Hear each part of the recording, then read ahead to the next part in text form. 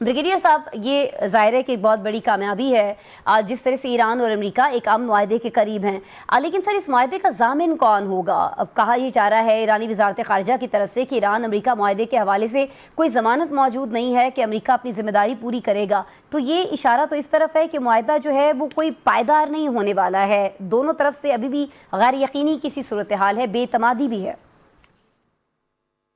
हाँ, यकीनन देखें कि माहौल ऐसा ही है, मिसट्रस्ट है, ह्यूज मिसट्रस्ट है between the two, trust deficit है दोनों के दरमियान। लेकिन मेरे ख्याल में चाइनीज से, रशियन से जो अभी उनके रिसेंट विजिट्स हुए थे इराकी साहब की, तो उनको ये मशवरा दिया गया है क्योंकि देखें कि इसको अगर मजबूत करना है तो यूनाइटेड नेशन के चार्टर के मुताबिक यूनाइटेड नेशन सिक्योरिटी काउंसिल की एंडोर्समेंट होनी चाहिए।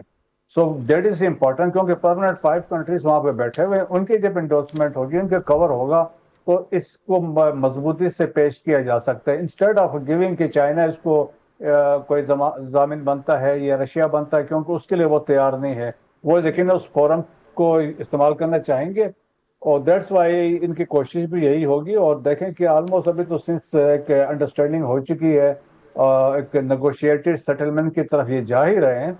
और तो होपफुली मेरे ख्याल में नेक्स्ट कपल ऑफ डेज में अब देखें ना कि president Trump at the same time कोई डिफरेंट वो बयान दे रहे हैं, हर घंटे के बाद डिफरेंट एक बयान उनका आ रहा है जिसकी वजह से मजीद कंफ्यूजन क्रिएट हो रही है। अभी वो उन्होंने कहा कि जी इब्राहिम अकॉर्ड में मुसलमानों को शामिल होना चाहिए, सो एंड सो। लेकिन मेरा ख्याल में अदरवाइज जो देखें कि जो एक अंडरस्टैंडिंग हुई है और स्पेशली फेज 1 में वो यू होने जा रहा है जिसमें हॉस्टिलिटीज जंग बंद हो जाएगी और उसके बाद एक reopening of straight of Hormuz होगी और सब्सिक्वेंट इनिशियली उसको खोलेंगे, सब्सिक्वेंटली अमेरिका ने ये का ब्लॉकेड वो तब लिफ्ट करेंगे जब एग्रीमेंट, फाइनल एग्रीमेंट एक साइन होता है।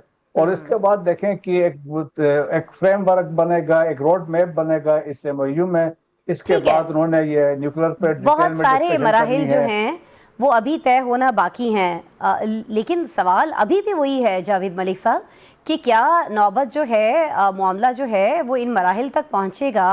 क्योंकि बहुत बार हमने पहले भी देखा कि कहा जा रहा था कि दोनों ममालिक जो है वो मुआहदे के बहुत करीब हैं, लेकिन फिर डोनाल्ड ट्रंप कोई ना कोई ऐसा बयान दे देते हैं। आज फिर हम देख रहे हैं कि डोनाल्ड ट्रंप साहब फरमा रहे हैं कि जी अभी भी मैं कुछ और वक्त देना चाहता हूँ ईरान को कि वो कुछ मज़ीद बेहतर जो एक एग्रीमेंट हो सकता है उस पर सोचें।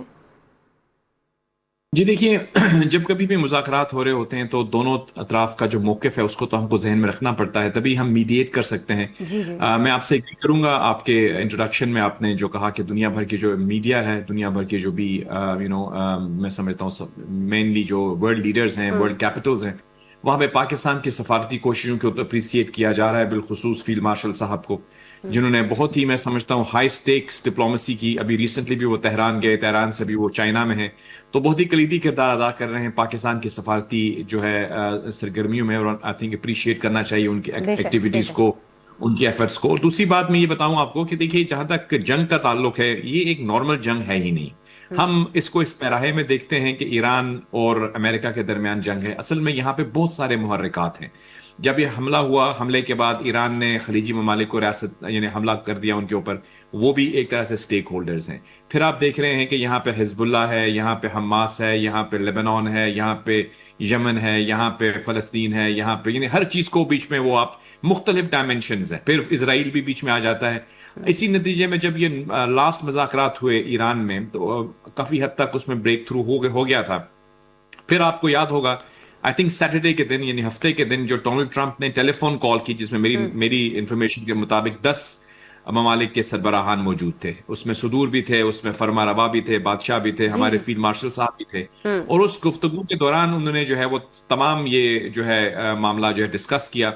और उससे पहले उनकी वो पोस्ट जिसमें उन्होंने ये लिखा कि उनकी बात हुई है, और बल्कि उसके बाद कहा उन्होंने कि मेरी तमाम सुदूर से, फरमा रवाओं से, मशरिक वस्ता में बात हुई। इससे आपको यह अंदिया मिलता है कि इस तमाम मामले में बहुत से स्टेक होल्डर्स हैं, बहुत सी कंसर्न्स हैं, बहुत सारी फियर्स हैं। ये सिर्फ ईरान का फियर नहीं है या अमेरिका का नहीं है, यहाँ पे बहुत सारे डायमेंशंस हैं, उन सबको देख के इनको आगे बढ़ना है।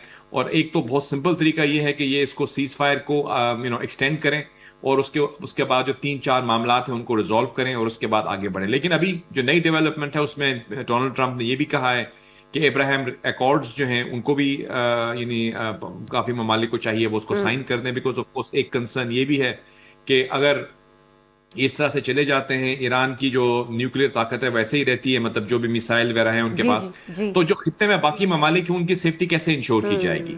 اگر حزب اللہ بھی ایکٹیو رہتی ہے، حماس بھی ایکٹیو رہتی ہے، ہوتیز بھی ایکٹیو رہتے ہیں، وہاں پہ بھی میسائل چلتے رہتے ہیں. آپ کو یاد ہے بھی کچھ دن پہلے جو سعودی عربیہ پہ حملہ ہوا وہ عراق کی طرف سے ہوا.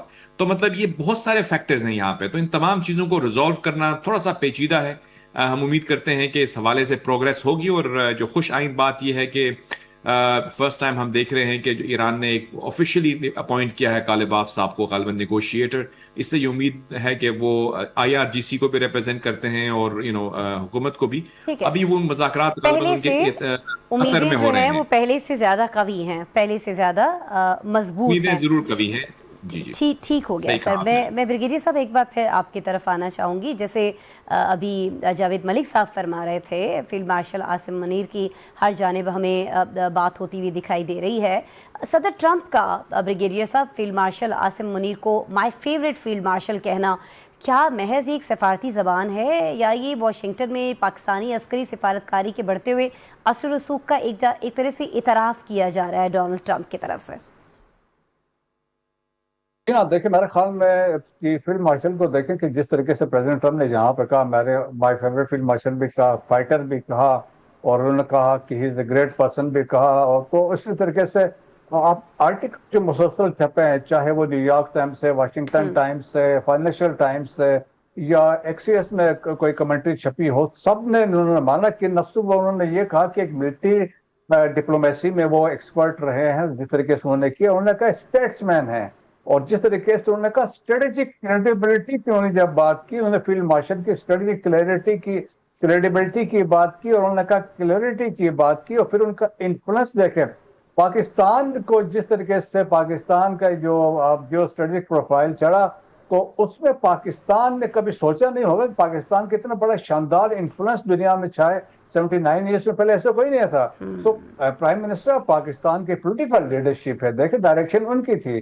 پھر اسی طریقے سے باقی ڈار صاحب کی اپنی جو شٹر ڈپلومیسی رہی ہے، تو اس کے بعد دیکھیں کہ وہ جو جس طریقے سے لے کے چلے ہیں، دیٹس وائی دیکھیں نا کریڈیبلٹی کے پوائنٹ آف ویو سے ایران میں جو ابھی جو ہم نے کنکلوڈ کیا تھا، آپ دیکھیں کہ محسن نقوی صاحب گئے تھے، اور محسن نقوی صاحب 4 دن میں دوسری دفعہ چلے گئے. پھر اس کے بعد فیلڈ مارشل چلے گئے.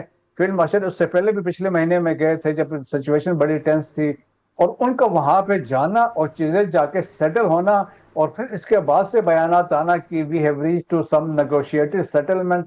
تو that speaks volumes of the influence of field marshal کہ ایران کے اندر وہ ٹرسٹ ہے. بیسکلی دیکھیں کہ ان کا جو ٹرسٹ تھا ایران پہ ہے، ٹرسٹ امریکہ کا ہے فیلڈ مارشل پہ، پاکستان پہ، پھر جیسے کنٹریز کا بھی ٹرسٹ تھا. تو دیٹس وائی دیکھیں نا ہسٹری از بینگ میڈ. میں تو یہ سمجھتا ہوں بالکل جی، نئی تاریخ لکھی جا رہی ہے پاکستان کے حوالے سے، اور اس کا کریڈٹ جو ہے یقیناً فیلڈ مارشل عاصم منیر کو جاتا ہے، اور اس چیز کا اعتراف جو ہے وہاں کے اخبارات، وہاں کے میڈیا بھی کرتے ہوئے دکھائی دیتا ہے، وہاں کے پریزیڈنٹ کے ساتھ ساتھ.